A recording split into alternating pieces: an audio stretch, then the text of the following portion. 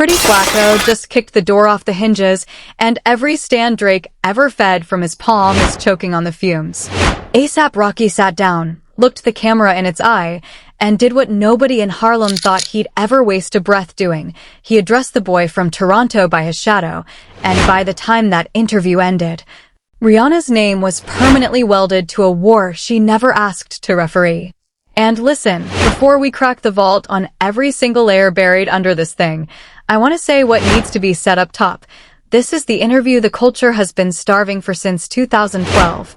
And by the time we hit the last frame of what I'm about to walk you through, you'll understand why Harlem is celebrating, why Toronto is quiet, and why the loyalty brigade Drake keeps in his pocket is scrambling to spin a car crash into a victory lap. So settle in. Because what ASAP Rocky just did on camera isn't beef. It's an execution wearing a smile. And by the time you hit the end of this breakdown, you're going to see the industry the way Rocky sees it, the way Rihanna sees it, and the way every single Harlem elder who watched that interview drop is nodding along to right now. Real talk though, a lot of us saw this coming. Anybody who studied the 2010s, anybody who watched the trinity of Drake, Kendrick, and Rocky rise together back when the XXL freshman cover meant something, knew that eventually one of those three was going to have to say the quiet part out loud. Kendrick already did his part with a Pulitzer and a Super Bowl. Drake did his part by turning every side-eye into a subtweet. But ASAP? Flacco sat back. He raised his kids. He built his fashion empire. He turned into a movie guy and a creative director and a father, and he let the noise stack up while he stacked bags. And now, finally, at the exact moment the culture needed a Harlem elder to speak, ASAP Rocky picked up the mic, and the words that came out of him weren't screams. They were surgical. Which, if you know anything about how Harlem beef works, is 1,000 times worse than yelling. Because a Harlem man who yells is a Harlem man who's still hurt. A Harlem man who grins is a Harlem man who's already buried you. And Rocky was grinning the entire interview. Peep this, because here's where it starts to spiral. The interview dropped, Rocky sat down with Jason Lee, and the very first thing that mattered wasn't even a bar or a diss. It was body language. ASAP Rocky was grinning. He was grinning like a man who's been holding a punchline hostage for a decade. And when the topic finally landed on Drake, because of course it landed on Drake, because Drake made sure it would land on Drake by putting Rocky's woman and his own record on Iceman, Rocky didn't blink. He didn't posture. He didn't stumble. He answered with the calm of a man who's already won the war and is just checking on the bodies. And the loyalty brigade watching that clip in real time knew instantly that their guy had just been carved up on his own operating table. You could see it in the comments in real time. You could see it in the quote tweets. You could see it in the frantic pace of the Drake Defender ecosystem trying to reframe a shrug as a stumble. It didn't work. It never was going to work. Look here. The line that lit the fuse, the actual bar Drake threw on Iceman that everybody keeps skirting around, was the one asking why Rocky's woman didn't post his album. That's it. That's the entire spark. One line, one implication, one attempt to embarrass a Harlem legend by dragging his family into a chart competition. And the internet did what the internet always does. It ran with it. Rihanna got dragged into a war she wasn't fighting. Fans started demanding she prove her loyalty on Instagram like her whole billion-dollar empire needed to genuflect to a man's release schedule. And in the middle of that circus, ASAP Rocky's album still went #1 anyway. Which, and this is the part the hype farmers refuse to admit, is the actual punchline hiding inside the joke Drake tried to tell. Rocky went #1 without needing his partner to lift a finger.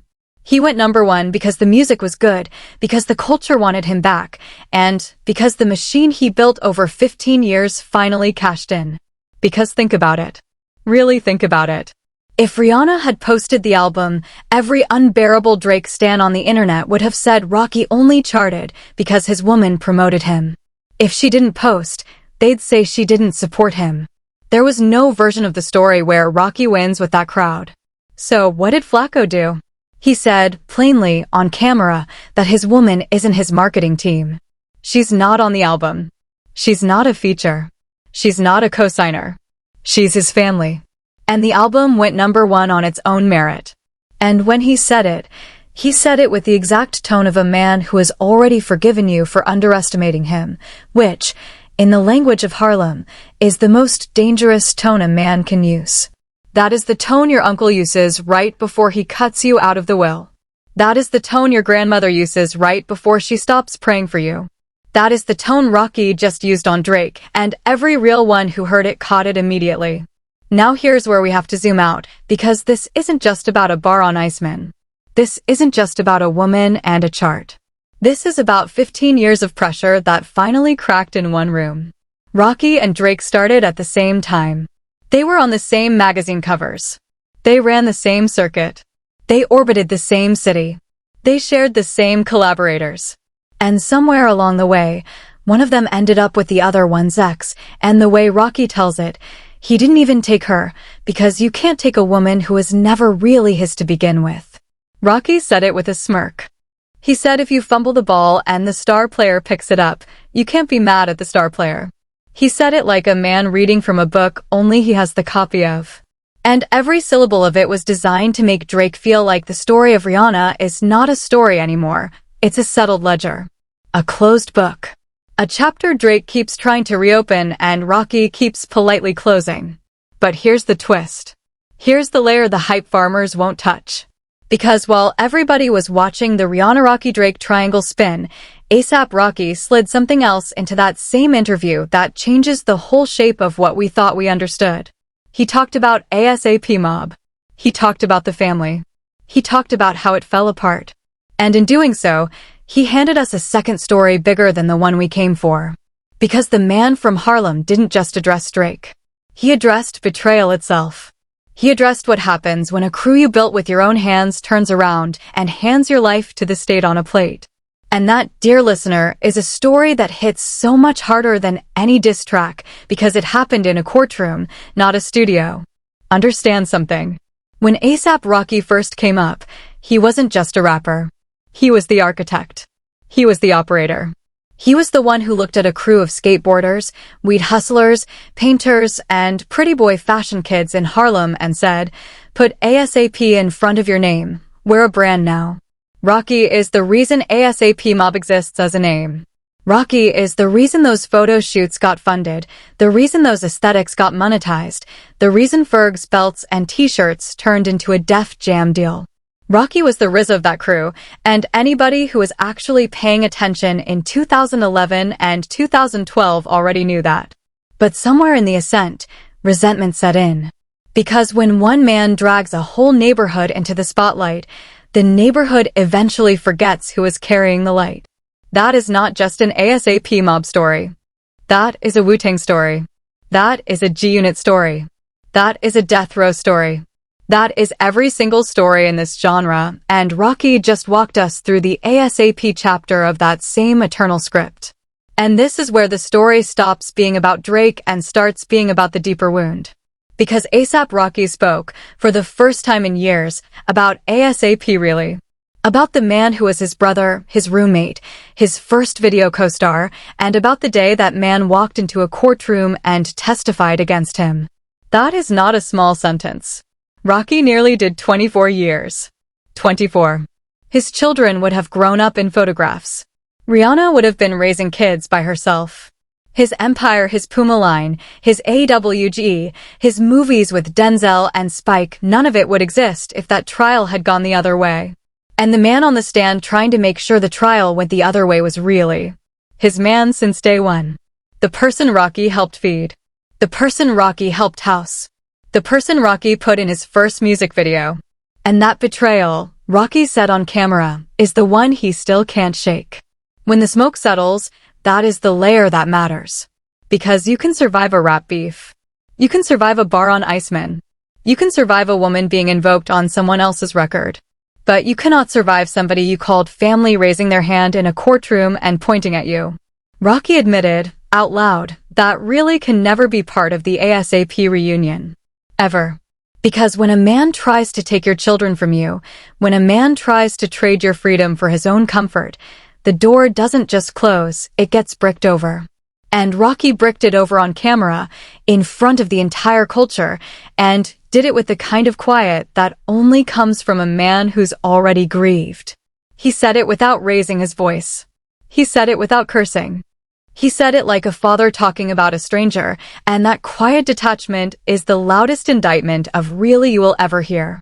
And then, right when the interview should have exhaled, because how do you follow that kind of admission, Rocky pivoted back to the noise. Back to Drake. Back to the Iceman bar. Back to the loyalty brigade running smear campaigns and cooking up narratives online. And he said, plainly, that he sees straight through it. He said the internet antics and the whisper networks don't move him because he's watched them come and go for 15 years. He said the culture already knows who took what from whom. And then, and this is the part every commentator on the internet is going to be rewinding for the next month, he said Drake doesn't want to see him. He said it twice. He said it 3 times. He said, he don't want to see me. And when the interviewer tried to soften it, Rocky doubled down. Not on camera boxing. Not on celebrity gloves. On something older. Something Harlem. Something the industry hasn't seen in a very long time. And that right there is where the fan army lost the plot.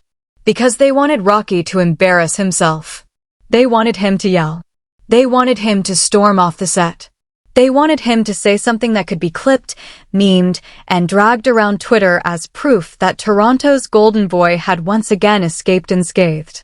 Instead, Rocky did the one thing they didn't have a counter for. He stayed calm, stayed articulate, stayed elder, and he made Drake look like a man throwing rocks at a mountain.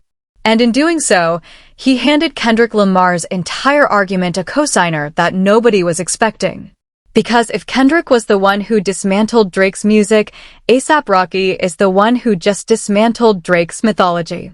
The mythology that Drake takes what he wants without consequence.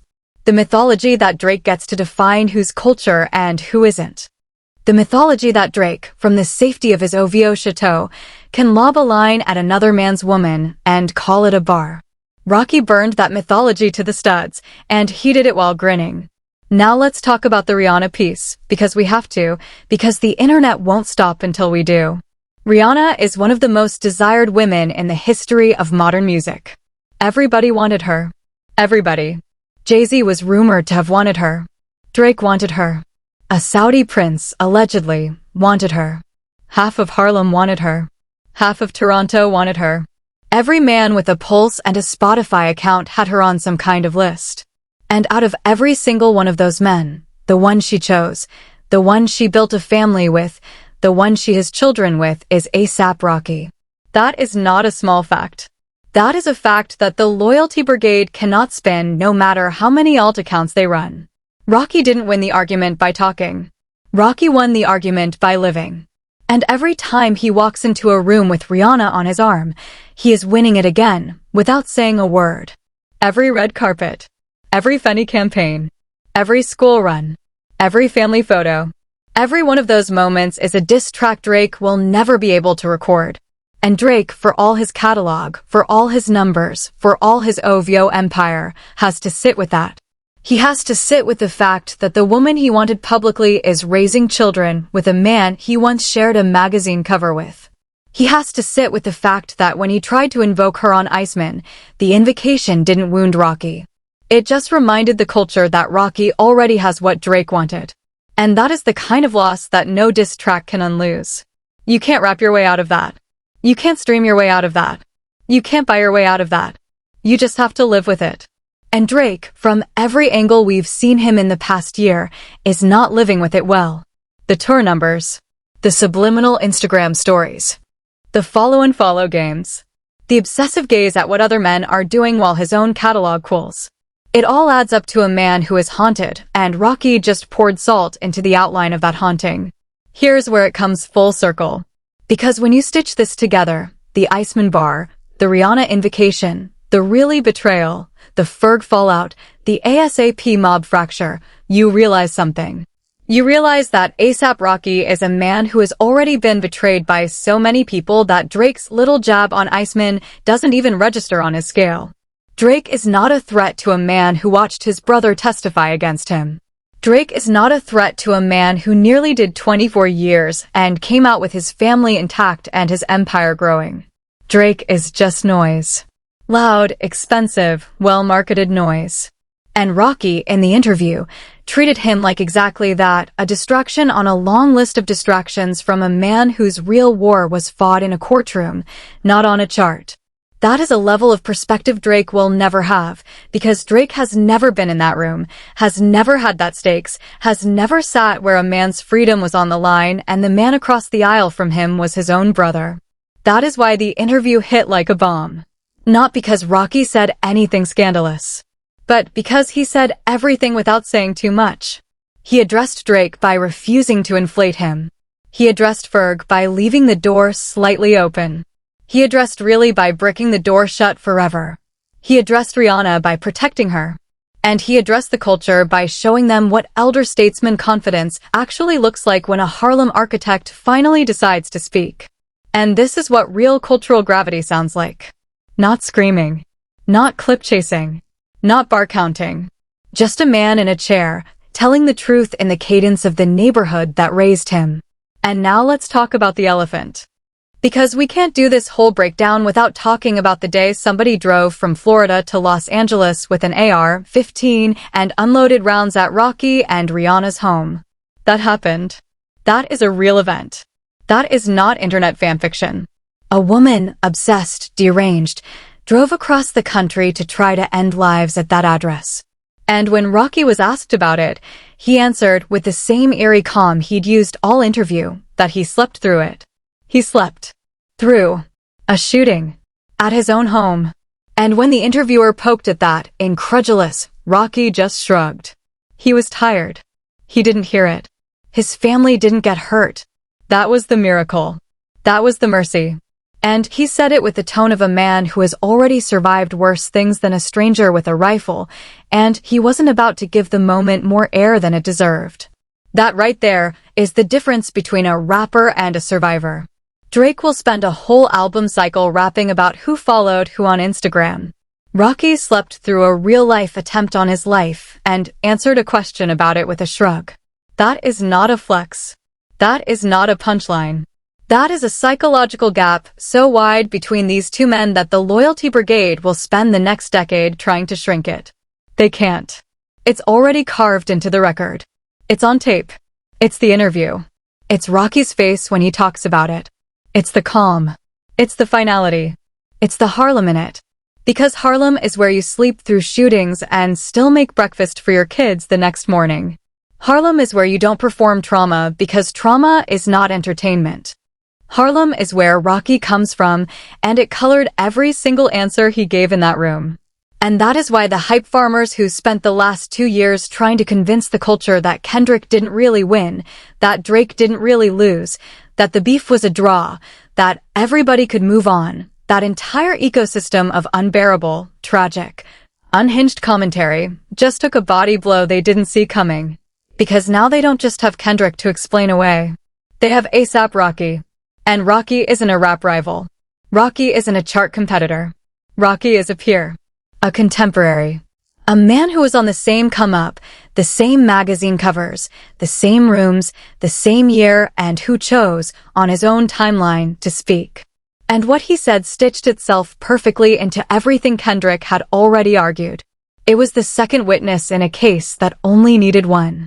That is the sound of a mythology cracking in stereo.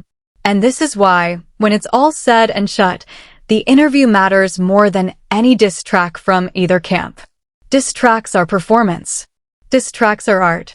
Diss tracks are meant to be replayed and dissected and turned into stream count trophies. But an interview like this, where a man sits down, calm, married, a father, an architect of an entire era of hip-hop, and dismantles his adversary with grins and half-sentences, that lives forever. That's not a moment. That's a document. That's the kind of thing biographers will quote in 20 years when they try to explain how the mid-2020s rap era finally shifted its center of gravity out of Toronto and back into the boroughs that built it. And when they quote it, they will quote Rocky. Because Rocky said the quiet part with the exact right amount of volume. Not loud enough to be desperate. Not soft enough to be missed. Perfect. Surgical. Harlem. Now here's the part that the loyalty brigade really doesn't want to face. Because A$AP Rocky didn't just diss Drake. He didn't just protect Rihanna. He also did something rarer than either of those. He humanized himself. He talked about his kids. He talked about his fear of losing them during his trial. He talked about the pain of watching his brother turn state. He talked about the hurt of Ferg claiming to drop the ASAP tag on the day before his trial began. He talked about ASAP Yams, who is gone. He talked about the mob, the family, the fracture, the healing. And in doing that, he handed the culture something Drake has never been able to hand it, a real man, in a real chair, telling real stories, without a ghostwriter and without a PR team scripting his beats. And the culture noticed. The culture always notices. Drake, for all his talent, has always been a character. A persona. A carefully cultivated brand. Rocky, in one interview, revealed himself as the exact opposite. And the culture felt the contrast immediately. The clips are everywhere. The stitches are everywhere. The reactions are everywhere. And every single one of them is landing on the same conclusion: Rocky just made Drake look small. Not by yelling. Not by dissing. But by being bigger. By having a real life. By having a real family. By having a real story. By having a real neighborhood. By having real scars. And the loyalty brigade cannot compete with a man who has scars because their entire business model is built on the fiction that their guy has never bled. Peep this, because we can't leave without acknowledging the strategic brilliance of the timing. Rocky's interview didn't drop in a vacuum. It dropped while Kendrick Lamar is still riding a Super Bowl victory. It dropped while Drake is still climbing out of the deepest PR hole of his career. It dropped while the internet is starving for one more voice, one more credible, respected, elder voice, to confirm what the culture has already whispered for 2 years. And Rocky, wittingly or not, walked into that exact moment and dropped exactly the right kind of confirmation. Not a takedown. A witness statement. And in the courtroom of public opinion, a witness statement from A$AP Rocky is more damning than 100 Kendrick bars, because Rocky, unlike Kendrick, is not in the war. He's just here to tell you what he saw. And what he saw is a peer of his who took a shot at a woman, because the man ran out of shots to take at the man. And what he saw, according to him, is a man who took a swing at another man's family, because he had nothing else to swing with. That is the closing argument. That is the summation.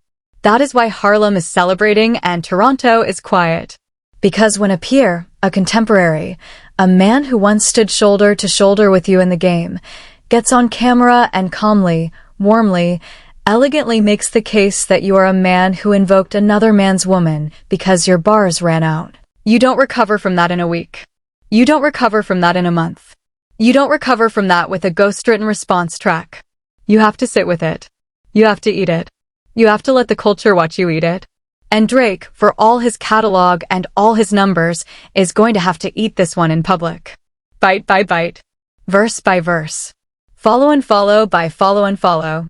Until the last stan in his ecosystem finally admits what the rest of the culture has been saying since 2024. Meanwhile, Rocky goes home. He goes home to Rihanna. He goes home to his boys. He goes home to a life so big and so full that a bar on Iceman doesn't even reach the doormat. He goes home to a family that survived an AR-15, a trial, a betrayal, and a 15-year war of attrition against every industry force that told him a Harlem kid couldn't build a fashion house and a film career and a rap catalog and a family all at once. He built all of it. He kept all of it. And now, on his own timeline, on his own terms, he sat down and said what he had to say and made every hype farmer in the ecosystem look like they were arguing with a ghost. Because at the end of the day, Rocky is not in the argument. Rocky is the argument. Rocky is the living, breathing, walking, grinning proof that the argument was over before Drake ever tried to start it. The mask has hit the floor. And it hit loud. And it's worth noting, because context matters, that Rocky didn't do any of this by accident. Nothing Rocky does in public is by accident. This is a man who has been curating his image for 15 years with the precision of a museum curator. When he chose to speak, he chose Jason Lee, not a mainstream outlet. He chose the framing of a candid conversation, not a press push. He chose to bring up Really, Ferg, and Yams alongside Drake, not in isolation from them. Every one of those choices was intentional. Rocky wanted the culture to understand that Drake is not the biggest story in Rocky's life. Drake is a footnote in a chapter about betrayal. Drake is a distraction in a career defined by survival. And by embedding Drake inside a much larger conversation, Rocky diminished Drake's importance without ever having to say Drake's importance was diminished. That is craft. That is the kind of media literacy Drake has spent his entire career trying to master and never quite has. Now, let's rewind for a second, because it's important, and the timeline needs to be clear for anybody who's late to the story. Back in the late 2010s, Rihanna and Drake were the internet's favorite what if. Drake made no secret of it. Interviews, award shows, song lyrics, Instagram likes. The man was documenting the crush in real time. And Rihanna, for her part, was polite, distant, elegant. She never crossed the line. And then, one day, without a headline, without a press release, without a lead-up, she was with Rocky. She was pregnant with Rocky's baby. She was walking through New York with Rocky's arm around her, and the entire internet lost its mind. That is the origin of the wound Drake still carries. Not the loss of a woman he was never with. The loss of a fantasy he had built a public identity around. And when Rocky reappeared on Iceman as a shadow in Drake's own bar, everybody paying attention understood exactly what that wound was still doing. It was bleeding. Loudly. Into a record. And Rocky, in this interview, calmly cauterized it. Then there's the Ferg piece, and this one deserves its own beat, because it's the piece the culture keeps sleeping on. Ferg was Rocky's partner before he was Rocky's artist. Ferg was making belts and t-shirts and getting them into the hands of Swizz Beatz and Jim Jones while Rocky was still shaping the ASAP concept. Rocky and Ferg were, in Rocky's own words, going crazy together. They were rapping together. They were creating together. They were building together. And when Rocky got signed, he brought Ferg into his deal. He brought Ferg into his brand. He gave Ferg a launchpad that most solo artists in Harlem in that era could only dream of. And then, on the day before Rocky's trial began, the day after Yams Day, a sacred moment in ASAP culture, Ferg gave an interview claiming he had dropped the ASAP tag. That is not a small betrayal. That is a betrayal aimed at the exact worst possible moment, whether Ferg meant it that way or not. And Rocky, on this same interview, said out loud that it hurt him. He said Ferg has a funny way of moving. He said he loves Ferg and would still break bread with him. But he also said, in the same breath, that the timing was sucker. And that's the tightrope Rocky has been walking his entire career.